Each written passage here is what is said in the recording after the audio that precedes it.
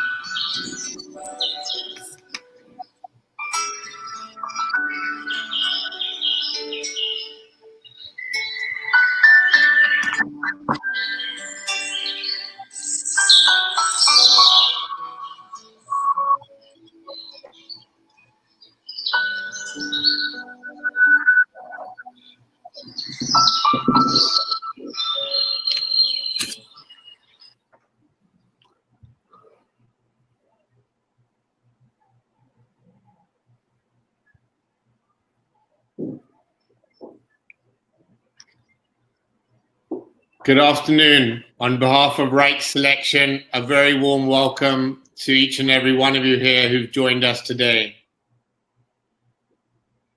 Right Selection is a father and son family business, and we've been producing events and learning conferences for over 25 years, both in the Gulf region and the Indian subcontinent. And it's been an absolute pleasure. I'm going to start by just going through a few slides before we begin our presentation for today. So yes, we're joined by Frank Mulcahy, and we'll be introducing him very shortly. If you're interested in partnering with Right Selection for our webinars, we've hosted over 15 webinars with global and regional thought leaders. And if you're interested in partnering with us to increase your brand association with global thought leaders, amplify the product visibility, or generate quality business leads, then do connect with us. It'll be a pleasure to explore those ideas with you. We'd like to acknowledge our strategic partners. That's the influencer site, which is our website partner, social media partner, which is 4P Solutions, content partner is The Word Jockey, and Kata 108 as our content repurposing partner. I'd like to connect with all our like-minded, like-hearted professionals like yourself. So do connect with me on LinkedIn. You can just click on the link or take a screenshot and connect with me during or after the session we have today. There's also a link in the chat box shared by my team member, where you could share your feedback on today's session on the LinkedIn post. So we appreciate your feedback and your takeaways from today. We're going to start very shortly. We encourage you to use Google Chrome as your browser and keep your mobiles on silent or away if possible, so you can be fully present to enjoy this high-value webinar. Keep a pen and paper ready because there'll be pointers that you can take notes and action. And yes, we encourage you to have a glass of water and keep yourself hydrated. So to introduce our speaker for today, Frank Mulcahy. I had the pleasure of meeting Frank in Mumbai earlier this year. He was here at the World HRD actually as the headline keynote speaker, and he was very well received. As we know, identity theft has become a major issue globally. And this is why when I heard Frank speak here in India, I was really, really taken aback because his knowledge of this challenge globally, and this is really affecting individuals and companies because of this identity theft challenge. And he has renowned experience in this area. So I thought this would be a fantastic topic, different from most of our other ones, but something very important to each one of us personally, as well as professionally. And he's a renowned expert in that. So if you could join me in giving a warm round of applause to Frank Mulcahy. Thank you. Thank you. Thank you, Gautam. Appreciate it. So it's a pleasure to be here today and share this information with you. Hopefully we've got the screen up there, Gautam. Could you confirm that? You shared your screen? Yes. Do we have it, Gautam? Nope. Waiting for it to be shared. Okay. It should be up. Let's go. Okay. You have it? Yep. All right. So good morning, everybody. My name is Frank Mulcahy. It's an honor and a pleasure to be here. It's about 4:30 a.m., so my background might be a little bit dark. I apologize. But I'll tell you, I met Gautam and I met so many fabulous, fabulous people over in the Middle East and the Indian subcontinent. And we did talk about identity theft. And what was strikingly was how the problem in the Indian subcontinent is not quite as bad as it is in the US and North America. And I'm going to share those statistics with you. But the takeaway that I would like everybody to have here today is that identity theft is over here in North America, 21 straight years in a row. It has been the fastest growing white collar crime, 21 years in a row. It will wipe out any small business. The average breach, $3.2 million US dollars for the average small business breach. So I'd like you to just keep that in mind because again, as I travel internationally and talk about this subject, sometimes it's a little bit challenging for me because the incident rate may not be as high in that particular country or city at that time. However, it wasn't too long ago that we here in the United States were in the same spot. And so it is a global problem. However, there are steps that you can take, action steps you can take today, walk away with today. We also have some free gifts for you at the end. So I encourage you to keep the pad out or take screenshots because we're going to have several free items for you that could very well make the difference not only for you and your family, but your company and your coworkers. Because again, identity theft is just a major, major scorn. And I'm going to cover today the who, the where, the why, the what, the when, how they do it, where they do it, the techniques and the tactics they use, and more importantly, simple strategy steps that you can take so that you don't become the next victim. But by the numbers, since 2005, there's been over 11 billion records compromised here in the U.S. alone. Last year, 400,000 dead people opened up bank accounts because what they're doing is they're taking advantage of the deceased, knowing that they're not monitoring all of their credentials. And actually, it's every 1 second in North America, somebody becomes a victim of identity theft. It used to be 2 seconds, but I was reading some articles yesterday that it's actually been increased to 1 second now. And our Secret Service has actually said way back in 2007 that the profitability of trafficking data has surpassed the profitability of trafficking of drugs. And that's absolutely incredible. And the reason is, folks, because with data, a crook can sell it over and over and over again. But if a crook was going to sell electronics, or they were going to sell narcotics, it can only be sold one time because it's a consumable product, but not with data. And when they take the data, it's just absolutely crazy. So I always like to start and ask, have you been a victim of identity theft? And so Gotham, if you could launch that poll, the first poll. And folks, when I say have you or your family or a friend or a coworker been a victim, just check off if you have shared confidentially or unconfidentially or casually with somebody, were they a victim of identity theft? And we'll just take a few seconds for that. And then Frank, I've shared the poll. At the bottom of the screen, if you want to click the hide button on that banner that's appearing at the bottom of your screen, that would be great. Yeah. Okay. All right. All right. We can see there's a split between I was a victim or a co-worker. Okay. All right. Well, great. There's the results. Okay. So I cannot see the results on the screen. So 75% show a co-worker or a friend they know, and 25% I was personally a victim. Yeah, and it can be pretty incredible. Folks, this is a slide that I developed 5 years ago here in the U.S. To highlight some of the breaches that happened back in 2015. And you can see here that our department stores, our retail stores, we had Target had 40 million users breached, TJ Maxx 45 million, Home Depot 56 million, JP Morgan 83 million. And we thought that was incredible. But here's what's happened in just the last 24 months. We've had places like Facebook 3 times over 540 million records. We had Yahoo had 3 breaches. The first one was 200 million records. The second one was 1 billion records. And the third one was 3 billion records. And they didn't divulge it because they were being purchased by Verizon. And so it wasn't until after the acquisition that they actually announced it. But it was over 3.5 billion records. And then we had Capital One. The Capital One is one of our larger banking entities over here.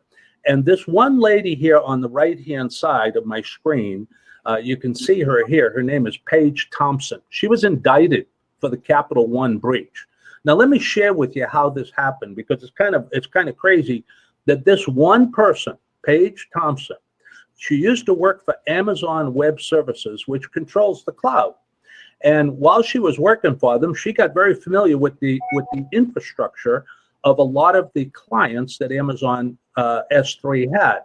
And what she did, she actually went into Capital One and took 106 million credit applications. 106 million people with all of their pertinent information by one cyber crook. And ironically, when they arrested her, she had 30 additional companies which had a total of 15 terabytes of information on her computer system at her home outside of Washington State. And so I highlight this because it can just take one bad character that can impact millions. And then, of course, we have the global entity of Marriott Corporation. Using employees' data, using employees' access cards, the criminals got in and got 500 million records, which included financial and passport. So for those that answered, I haven't been a victim, or I don't know anybody who's been a victim, I think you'll see that the trend is, it's not if, it's not when, but it's a matter of how many times we're going to be impacted. I talked to you about the Equifax breach, which was our credit bureau. This is the data that they took. It's astounding.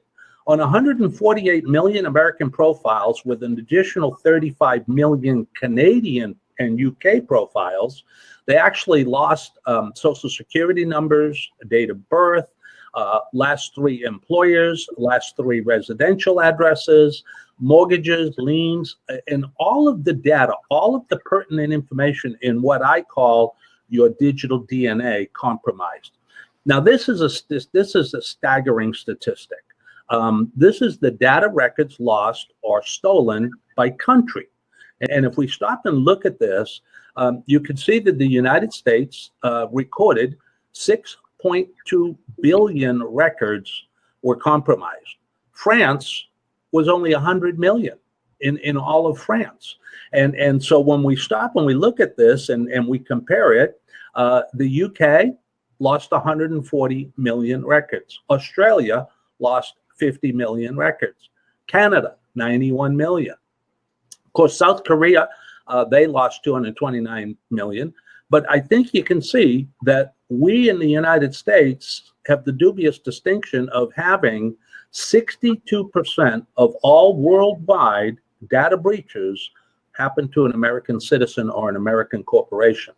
Now, that's bad for us right now, and that's good for you. But here's what's happening. As we harden our defenses here in North America, and we make it more and more difficult for the cyber thieves to penetrate our systems, they're now going for the softer targets. They're going for the people that think, well, it's not happened to me. It won't happen to me. I'm very careful about shredding my mail. It's not about shredding your mail, folks. It's about the people that have access to our data. It's not what we do with our data. It's what they do with our data and what our employees that are in control of handling that data. So what I ask everybody to do is try to start to have a different mindset. Try to have the mindset that we have to create cyber awareness. Many companies have great IT departments. They work hard. They work overtime, keeping up the hardware and the software and the firewalls and the patches. But that's not where the real problem is. And because we have all these breaches, we have an incredible amount of compliance requirements, regulations, standards that all come into play, which slows down commerce. It becomes expensive, and you have to have regulatory intervention. And I don't think anybody wants that. And again, as I go around and I look at what's happening in the European Union and their data privacy laws, over Australia, their data privacy laws, they're all starting to mimic and copy what we're doing here in North America, because again, we're the ones that are getting hit the hardest. So they all come out and make a note of this. It's about protecting personal data, and it's about employee training. Because if you can train the employees, you can probably thwart or head off a lot of data breaches. Let's look at 7 types of how the data breaches happen. In an earlier slide, I told you about Home Depot, which is our largest home supply company if we want to get on and get lumbers and plumbing and paints and what have you. But how they got hacked was that a vendor used their access code to get into the computer system at one store, which then got into the mainframe at Home Depot. One vendor, somebody working for the vendor, had credentials and hacked into the system. So it can come in the form of hacking and computer intrusion, which we're going to cover a little bit further in, called phishing, skimming, smishing. We're going to go through all that. But then you got the insider threats with the disgruntled employee. It's often said that the mind leaves 6 weeks before the body. So, if you don't know who has access to all your critical data, you don't know who has access to all of the passwords and the software updates, it's a really a good idea right now to start looking into that, because one employee, one miscue vendor, or one outside intruder can literally bankrupt any company out there. And then you have the data on the move. This is because with a mobile world, and especially now with COVID-19 and the global lockdown, people are using laptops that don't have the same security systems, flash drives, backups, tapes, they're emailing. They're not using all the encryption they should use. We're going to go into that a little bit deeper. Then you have the physical theft. where they're taking USB thumb drives or key logging, where they actually put malware on the computers to see the keystrokes that you're doing. File sharing, Dropbox. The crooks are using Dropbox and Slack and Google Drive. Then you have the negligence. Then you have the employee error and the improper disposal of your hardware and your software. A lot of companies, they're really not very vigilant when it comes to that. I was just last week, I was looking at one of these utility storage centers where people, they have excess stuff at the house, so they put them in these U-Haul rental storages, and it was loaded with old computers and copy machines. A lot of people don't realize those copy machines have scanners in them. And every image that you ever took on the copier, so if you're in a doctor office or an insurance office or a real estate office, all of those transactions are on that hard drive. So before you dispose of those electronics, make sure you stop and think, what is on it and is it properly being disposed? And then you have the accidental exposure and the unauthorized access. So again, it can come in many, many forms, whether it's physically stolen, password stolen, clicking on the wrong links, or just taking over the entire system. This is the thing you don't want, is all of the regulatory people ending up coming in and getting into your business. So let's look at what the criminals want and why they want it. This is what we call your digital DNA. And oftentimes when I talk to somebody about identity theft for the very first time, they think about their financials, they think about their credit. And that's not where the real problem is, because we have to look at why we're at risk. And I want you to stop and think to yourself, who has your data? You know, from the very first time you went to school, every employment record, every motor vehicle registration record, your insurance records, all of your utilities, real estate purchases, any of your licensing, about your medical records, your school records, your military records. All of this information is out there, and we have all these companies, which we call data brokers, and they buy and sell it in volume, in bulk. And so we can do a really good job at our own premises to try to stop data theft, but it's the other people that have access to our data. And once they get it, they can shop it on the internet just like it's eBay. They have auction sites. So you can actually go in and purchase somebody's stolen data. So the crooks, it's easy for them to steal, and it's easier for them to sell it on the dark web. And I'm going to take you down there and show you that in a moment. But when they take your data, what they can do is they can commit fraud. They can commit fraud on so many levels that it just totally tears up your life. So it's one thing if you take my credit cards, it's another thing when I get arrested for your crime. And if I get arrested in front of the TV cameras or in front of my employees, then my entire reputation is gone out the window as well. So again, if identity theft happens to somebody, we hope and pray that it's just they took some money out of your bank account. But when they go after everything, which is your character, your criminal, your reputation, your professional licenses, we end up having impersonation, which what we call pretexting, where they start to take over your impersonation. We lose our security clearances. Here in the U.S., we have the TSA, which is Transportation Authority. Our ports, our airports, the physical marina ports, our casinos, our chemical plants. We need security clearances to get into all of these places. And if we become a victim of identity theft, we lose our security clearances, which means we lose our ability to do our job. And you as an employer, for the companies that are listening with us today, I want you to stop and think about this. You could lose your best and most valuable employees because they no longer have the security clearances or the professional licenses to do their job.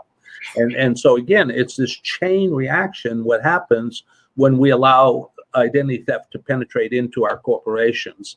And then think of the other things you have, like your health insurance, your mortgages, your bank accounts, your savings, your retirement accounts.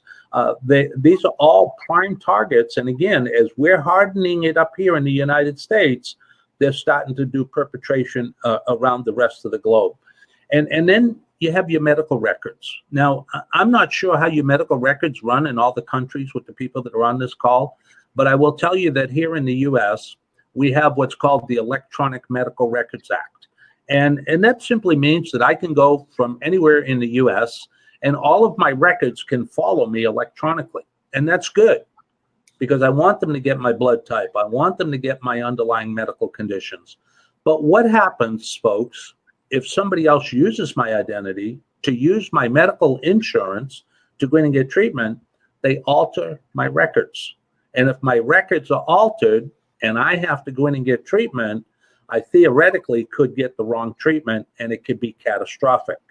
And companies are now being held liable for the damages that occur when they willfully and neglectfully lose data of individuals, whether they're employees or customers of the corporation. Then we have our taxation department here in North America called the Internal Revenue Service. And what the crooks are doing here is they're actually filing their income tax returns early, but they're using our name and they're getting our returns before we've even had a chance to file. And so again, they've got all this dubious ways of going in and getting all this money. And then children. This is so sad. This here's a young man from Miami, Florida, and he was 4 years old, and his condominium was already in foreclosure, and he was $23,000 behind on his credit cards. And the reason is that the cyber crooks target our children because we're not monitoring their records. We don't see their credit reports till they're 18. So a crook will actually compose a new identity. It's called synthetic identity theft, where they'll take somebody's name, somebody else's social security numbers, somebody else's driver's license, and they create a whole new person. And it's called synthetic identity theft. And when it happens to the children, they end up starting out life right after they get out of school, behind the 8 ball, where they're behind financially. So again, we have to watch out for that.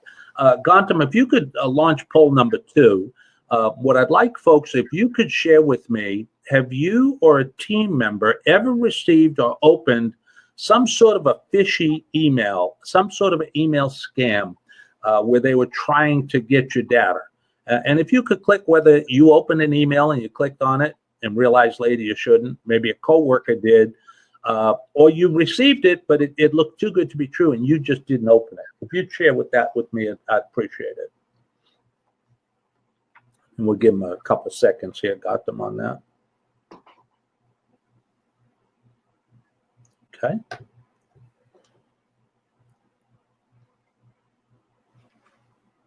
You can see the results, Frank? No, I not on the screen. It's not here. I'm sorry.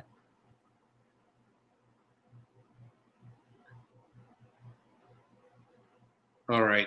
I will share the results as they've all voted now. So received but did not open, 56%. Co-worker opened, 18%. And I personally opened one, 25%. Yeah. Well, very good. I appreciate it. Folks, let's talk about what your first line of defense is and your last line of defense. And it's your staff. However, they've also grown accustomed to being online. They become complacent, casual of handling of data. They lose their sense of responsibility. They don't think it'll happen to them. And most of them, I find as I travel around the world, they don't realize how devastating identity theft is. But yet, if we can develop this culture of security, we can eliminate a huge chunk of data breaches. Here's 3 studies from IBM, the Ponyman Institute, and Kroll Background America. 3 prestigious, real reliable type places that we can depend on their data research. And they go from 49% to 70% of all data breaches involve human error. 70% involve human error. So imagine if we could develop this culture of security. And here's 5 ways that employees can put your business at risk. The inability to recognize ransomware, the failure to identify spear phishing, the lack of social media awareness. Now, what I mean by that is, and I cover it in my other courses, which again, I'm going to give you a special treat at the end of this event. But in there, I cover what social engineering is, which is the scientific way that they get into our psyche. Data harvesting, website scraping, credential stuffing, poor password management. You need to consider using a good password management, a double factor authentication, biometrics, security keys, which is something a lot of people don't know about now, and compromising sensitive data from trusted sources like Dropbox and Google Drive. And then, of course, we have the advent of 5G, artificial intelligence, machine learning. It's called the Internet of Things. And this is where we have listening devices like Bixby, Cortana, Alexa, Siri, Google, constantly listening and bringing us data, but also it can be compromising to us. And then we have the remote worker. The work from home increases tremendously because people are at coffee shops, they're at makeshift desk at home in the kitchen. And this is where the distractions, the disattention, the errors are occurring inside of our corporations very, very, very quickly. And people are just falling victim to it. And we also, and by the way, I can make these slides available for anybody at the end. You can just send me an email and we can send them to you, so you don't have to worry about taking copious notes, because I'm going to go through this very fast. But you need to create a remote, safe workplace.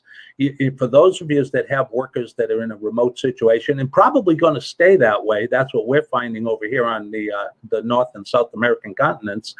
We're finding that companies now are planning on leaving a lot of the people remote because they're finding out that it can be efficient. And then if you ever have round 2 of a pandemic, they're already in place. But design and communicate remote work security policies. They know what the ones are that you have at work now, but what about remotely? Make sure that you set up what's called a VPN, a virtual private network, and understand what war driving is. Now, war driving in the simplest form is I can take an ordinary laptop, I can download software off the internet, and I can drive up and down the neighborhood or outside all of the stores, and it will tell me what the signal is and what the encryption is that they're using. And I can simply go online and get the encryption software to hack into it, and literally inside of 2 to 3 minutes, strip any computer from almost any one of those locations. It's called war driving. They've been doing it for 10 years. And then you have to design and launch a phishing and a malware campaign. And it needs to be tailored to you. And a crook never, ever wastes a good opportunity.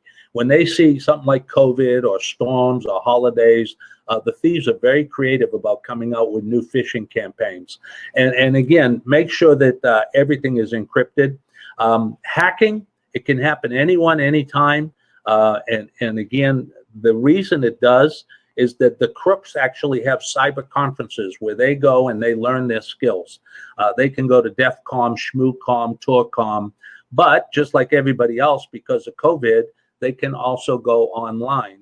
And if somebody wants to take up the new field of cybersecurity hacking, all they have to do is go to Google, type in beginner courses for cyber hacking, and all of the courses are free, and they're well on their way to becoming a cyber crook. It's that simple. And if they're lazy and they don't want to go through the courses, they can go on Google and type in the words hire a hacker, and there's a plethora of people out there that'll hack into almost any site for $40, $50, just like they were on Fiverr or any one of the Upwork. You can hire independent contractors to hack into anything for $40. And then what about your mobile handheld devices, folks? This is so incredible. 63% of all views on the internet are done on a handheld mobile device. But yet we find that almost 90% of the individuals do not have antivirus software on their mobile devices. Gotham, if you could launch that quick poll. And folks, what I want to know is, have you physically installed antivirus software on your mobile handheld devices, whether it's your cell phone, your tablet, or your iPad? And if you could just put yes or no, and if you're not sure, just put not sure. But this is a critical situation because, again, 63% of all visits to the internet are on a handheld device.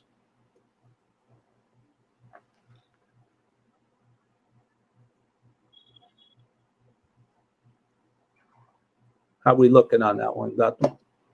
Yeah, majority are showing on their mobile phones they've installed some kind of antivirus software. Okay. For those that haven't, I'm going to give you software at the end, which I think is the most robust and the best one out there. But if you do not have antivirus software out there, you're certainly going to want to at the end of today. And folks, in the advanced webinars that I do, which you're all going to be very pleased with what I share with you at the end of this, I'm going to go into what social engineering is. And social engineering is, we used to use it to build bridges and highways and cities, and we understand socially how people behaved and interacted. But now it's the use of deception to manipulate individuals into divulging the confidential personal information to be used for nefarious purposes. And there's many books out there and have been out there in courses. So social engineering, these guys, it's real profitable and they know how to get in. I'm going to cover just real quickly the different types of hacking they do: phishing, vishing, smishing. Many of you know what the phishing is. It's the act of sending emails that appear to be from reputable companies. And the unique thing about phishing, they can send out 10,000, they can send out 100,000, they can send out 1 million. And most of us, we're pretty savvy and we know what they are, but they're getting good. They're getting real good that it's hard to discern what is fake and what's not. And again, we have to be correct 100% of the time, because one click, one link, and we're toast. But that's phishing. Now, vishing with a V is when we start to use the telecommunication tools with it. And we combine that with what's called phone spoofing. We have software that can be purchased online for $10. And you can literally put caller ID on any phone, but that's not really where it's calling from. It's just that we're spoofing and we're putting a false direct out there. And then we have the medical data, which is being phished, attacked. And smishing, this is the one that everybody's falling for right now. Smishing is when we're involving the text messaging. And then when you combine phishing, smishing, and vishing, all three, it becomes incredible. But usually right now, because we're 6 times more likely to open a text than we are an email, the crooks are now going on the mobile devices, which is called smishing. And they're going in and they're offering free gift cards. They're offering all kinds of scams. I will tell you this, as I travel, I realize that there's not a bank, a lending institution, an insurance institution, or a government agency that wants you to verify information online. Don't fall for it. Spear phishing is where they're going to target you individually. And when they target you individually, they're going to study who you are. They're going to see where you work. They're going to follow you on social media. They're going to set up a fake but a recognizable email to impersonate a colleague that they know works with you. And when you get that personalized email with the fake but recognizable, it usually will pass through spam folders. And once you open it, once you click on it, you've now let the cyber crooks into the system. And then we have the last one, which is the big fish. This is what's called whaling attacks. And this is where they're going after the corporate executives and they're using the employees to get to them. They'll usually target a frontline employee in accounting and payroll and HR, accounts receivable, accounts payable, and they will impersonate a senior executive just to get into the corporation. So again, as we get into the advanced webinars, I can certainly go in that with you. Real quickly, if you just launch that quick poll, because I'm watching the time, Gautam. But folks, have you at your companies experienced any of the phishing attacks I just described? Phishing is an email attack. Smishing is text messaging. Vishing is when they incorporate voicemail along with it. Spear phishing is they went after one particular individual. And whaling, you'll know it because that's where they usually ask the corporation to divulge information or pay an invoice in a remote location.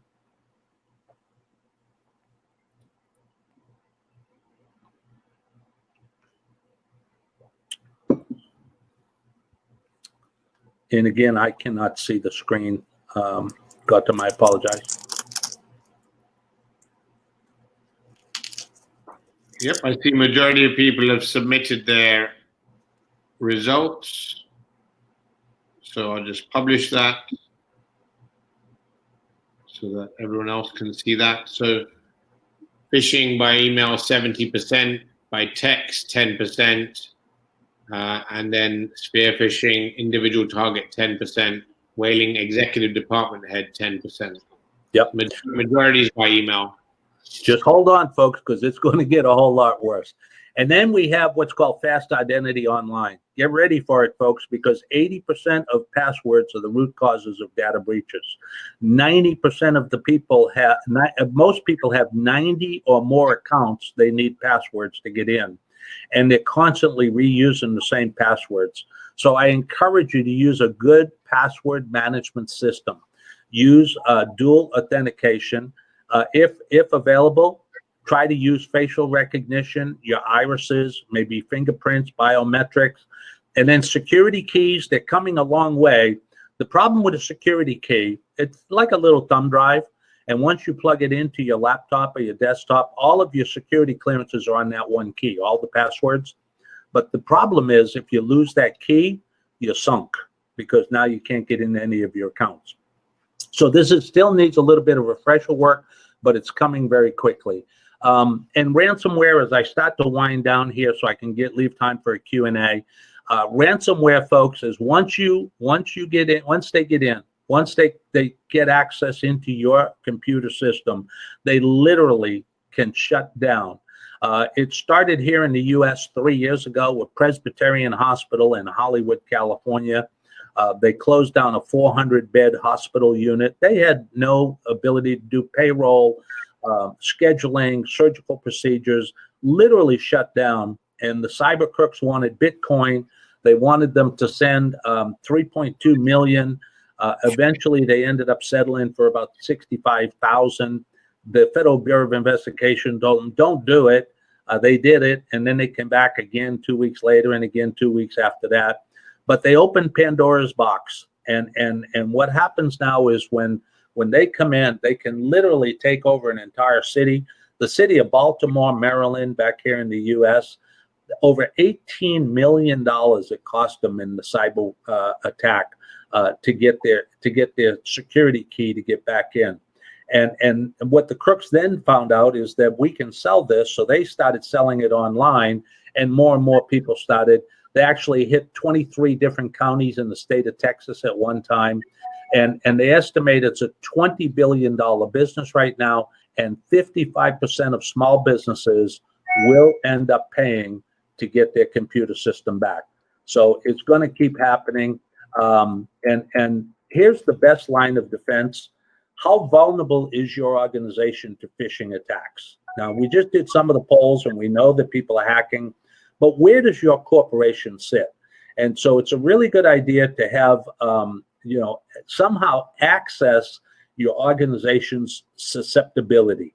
And there are what we call friendly phishing attacks, which, we actually train people to know what phishing is: social engineering, physical security, working remotely, mobile security, password security, removable devices. And if you can start to adopt this kind of a culture within your organization, however you do it, you're going to be way ahead. But once you start to adopt cybersecurity habits, and once you start to engage the training and the employees and assess their advancement, you're going to be able to have a culture of security. And in the culture of security, the people are going to have a vested interest in seeing how they can protect everybody else's data. And you and your corporation, your employees, can thrive. Real quickly, as I close it down, I want to explain to you what the dark web is. A lot of people say, well, I've heard of it, but I'm not quite sure what it is. Well, the web actually has three different components. We have the surface web, which is Google and Bing. If we can go in the search engine and find it, we're in the surface web. And that's about 4% of the internet traffic. 90% of the internet traffic is what we call the deep web. Now, in the deep web, it's academic, it's medical, it's legal, it's scientific, financial, it's business to business. We need a password, we need a login, but that's 90% of the internet. Then we have the dark web. This is 6% of the traffic. This is the illegal information, political protest, drug trafficking. This is where literally they can access into a private browser with complete anonymity, and they can buy phenolin, opium, steroids, heroin. What you're looking at right now is a screenshot of an underground auction site on the dark web where people can go in and buy hard narcotics with stolen credit cards and our identity and have it drop shipped to them through the Postal Service. They can get counterfeit. They can even get fake driver's license, passports, security clearances, anything and everything they need to manufacture. And then we have 5G. For those that aren't quite sure what 5G is, let me just say we've gone from 1G to 2G to 3G to 4G. 5G means that you will be receiving information, whether it's machine learning, artificial intelligence, the Internet of Things, in excess of 40 times faster than your best day today. And it will be coming within the next 2 to 3 years. It's already rolled out to many, many locations. But it just means that there's more and more opportunity for the cyber breaches. Because as we get into the Internet of Things, and everything is going to be connected to the Internet, and I want you to remember, if it's connected to the Internet, it can be hacked. Whether it's a smart city, a smart home, building management, medicine, mobile devices, energy consumption, automation, getting your pet. It's a gateway for cyber attacks. It's a gateway for vandalism, and it's a gateway for privacy breaches. And the spyware attacks, they're happening on our mobile devices that we have in our home, from our smart televisions to our baby monitors to our security systems, our cell phones, our tablets. We even have instances where, I don't know if you've seen these refrigerators over there, got them, but we have them now, and it's the craze. Everybody wants to have the refrigerator with the cameras in it, so that if you're at the grocery store, you can look on your mobile phone and see if you need milk or bread, because your refrigerator is now connected to the Internet. Well, the problem is that people can hack into your system by going through these mobile devices because they don't keep up with the security issues that they should. And then we have our Ring doorbells. People say they're great for security. Yeah, but they can also be hacked. So here's as I get into the Q&A section, what I'd like to do is offer to you a solution for your mobile devices, whether it's your cell phone, your tablet, your iPad. I use a product which is called Lookout. I find it to be one of the best on the market. It's free. You can download the mobile on your device. You can also look at others. But the problem is that because we're doing so much surfing on the web, and if we do not have a really good security system on our phone, once the crooks put virus or malware on our phone, they can listen to all of our incoming calls, our outgoing calls, read our text messages, track us on GPS, and they can even activate the camera on your mobile device and listen in on what's going on in your office, in your mobile, or in your home. So I highly, highly, highly urge everybody, take a real good look at what you have on your mobile devices. Lookout is a great option. I've been subscribing to them now for about 5 years. And again, your best line of defense, folks, is to have identity theft awareness training, create a culture of security, because if you can create that culture of security, it can go a long, long, long way into helping you to deter, detect, and defend on the data. Now, we're going to get into the Q&A, but before we do that, I'd like to make a couple of real quick announcements. Number one, there is nothing for sale here today. I am not here to sell you anything. I am here just to disseminate good information to you.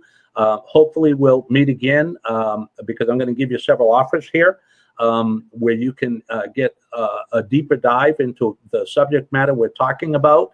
And so Gautam and I were talking yesterday, and in conjunction with Right Selection and myself, Frank Mulcahy, what we'd like to offer to you to companies. Now there is a limit. I have to have companies that have to have a certain amount of employees, but we can offer complimentary simulated phishing assessment.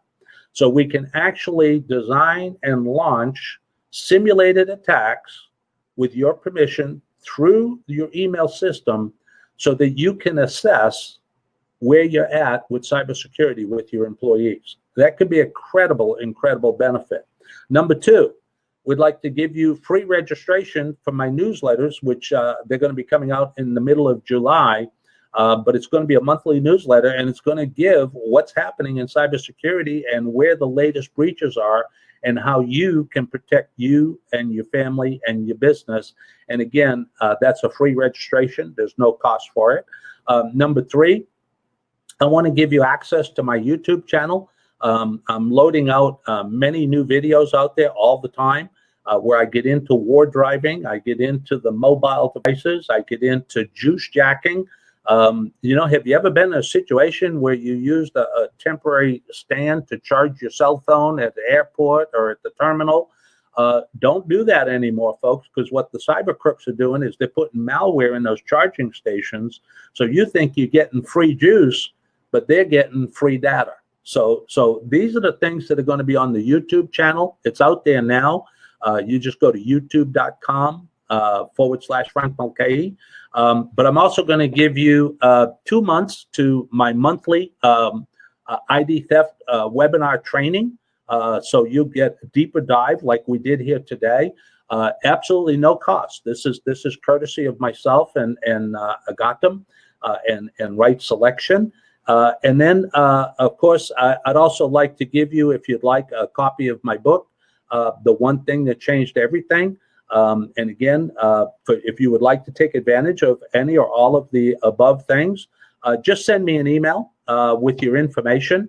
Put in your name and your email and your company information, and I would be happy to subscribe you to all of these. And if you want to get my contact info, this is my digital business card. You just simply go to callfrank.today, and you'll see this screen right here. You can have my WhatsApp, my cell phone. You can have my Facebook, my LinkedIn, my YouTube channel, my Instagram. And where it says Meet Frank Mulcahy, you'll actually go into my Speaker Bureau website where you can see more about what I do and all the talks I do around the world. And I do work very, very closely with Gotham so that if anybody wants training brought in with their companies, just bring it up with Gotham, and we'll certainly help you out. But I want you to take advantage of the free offers. So with that, Gotham, what I'm going to do is open it up for questions. And again, the call to action is that people can just put callfrank.today, and all of my contact info is out there. I want to bring that up to you, Gotham. So how do we get the screen share back to you, sir?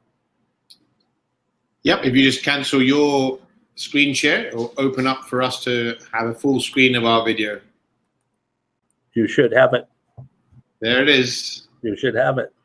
Excellent. So, thank you, Frank. Take a sip of my coffee and see if there's any questions we can answer. Please do, yeah. In fact, there were a couple of people wanting to reach out to you directly on the chat, so I'm glad you've shared the easy way to connect with you. So that's quite straightforward, which I'm sure you'll get a couple of people reaching out directly. That's great. We do have a couple of questions. So first one is, how do you recommend we save all our passwords that we have currently? I mean, typically we save it in notes or in Word or somewhere, but how do you recommend we save all our passwords? Don't ever leave it on your laptop. Don't ever leave it on your mobile device. That's what we call password management systems. And on my YouTube channel, I have a video just on that. It explains the best way for them to do it. But I want you to look at a password management system like this, folks.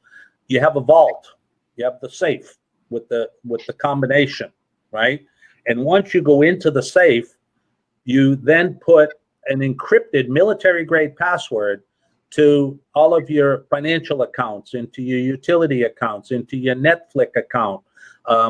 Anything that you have to use a password with, inside the vault, it has military-grade encryption. And when you go to that site on any of your devices, it automatically loads the password without you even knowing it. So the only thing you have to remember is the main vault password. That's all you have to remember. And herein lies the problem, Gautam. If I had the same password used on multiple platforms, right, and one platform gets hacked, then what the crooks do is they do what's called credential stuffing. And if they know they got my Netflix password, they know that they can get into quite a few of my other accounts because they already have the password. So you don't want to don't depend on the mind. Not good.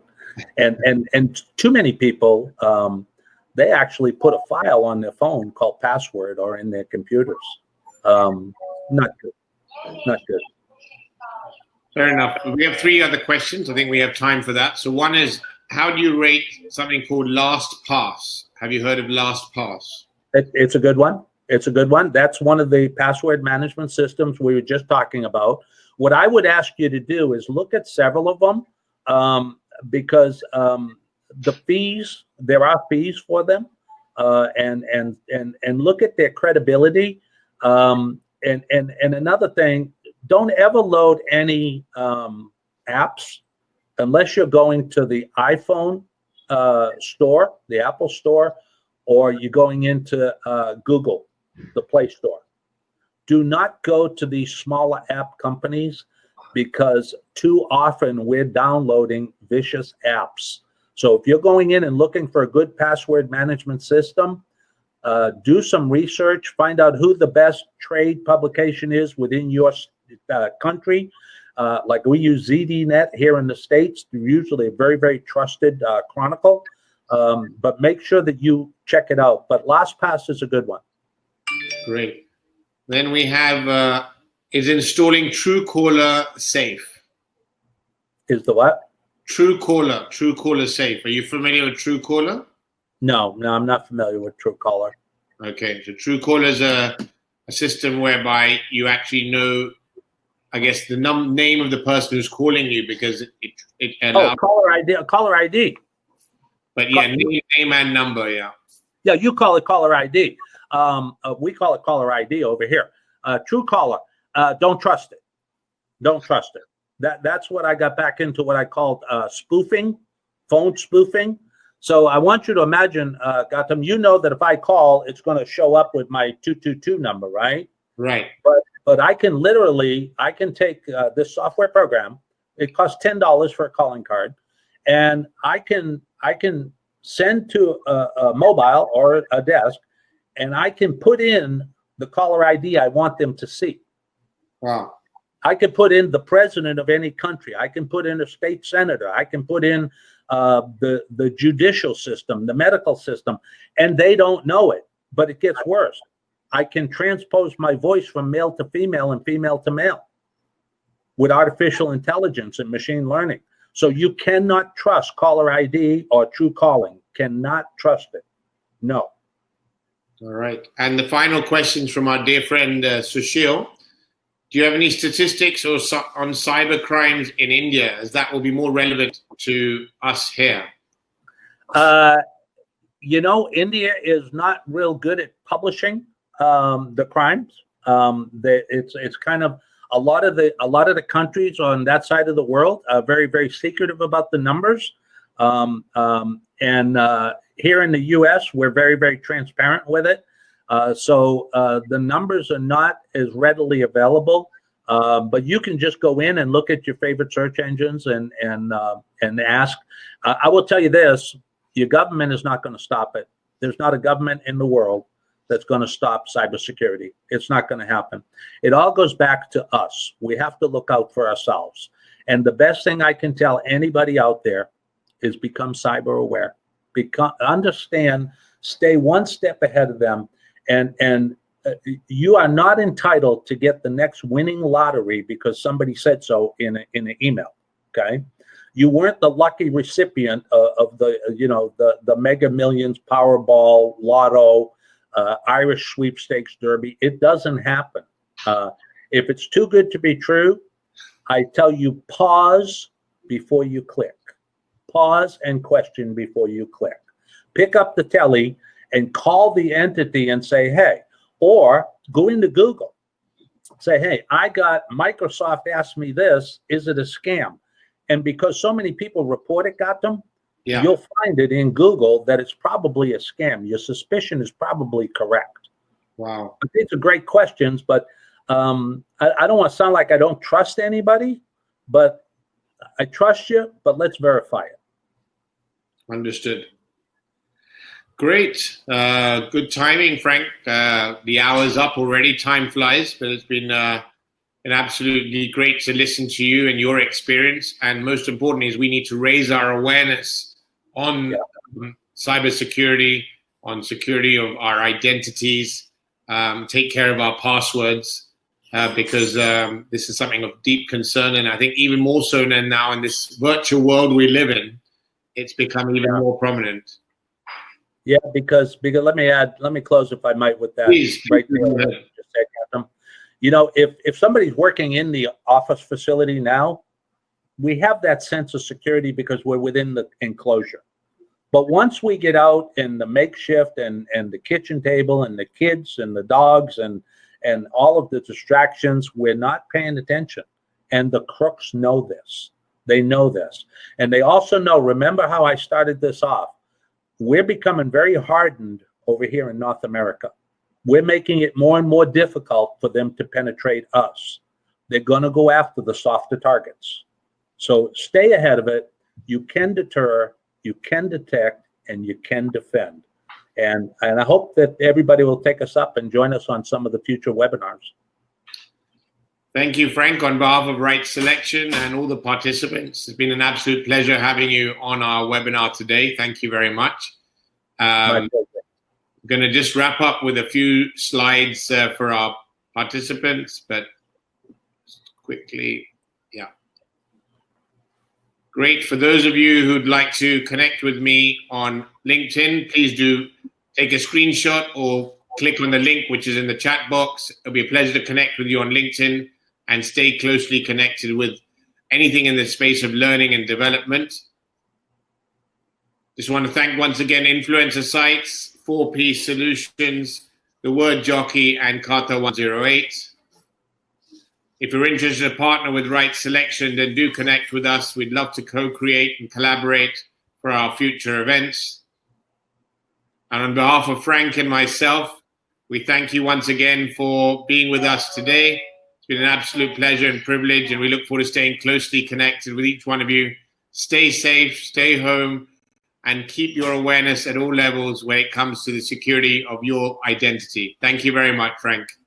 My pleasure. Thank you. Thank you. Bye-bye. Bye-bye.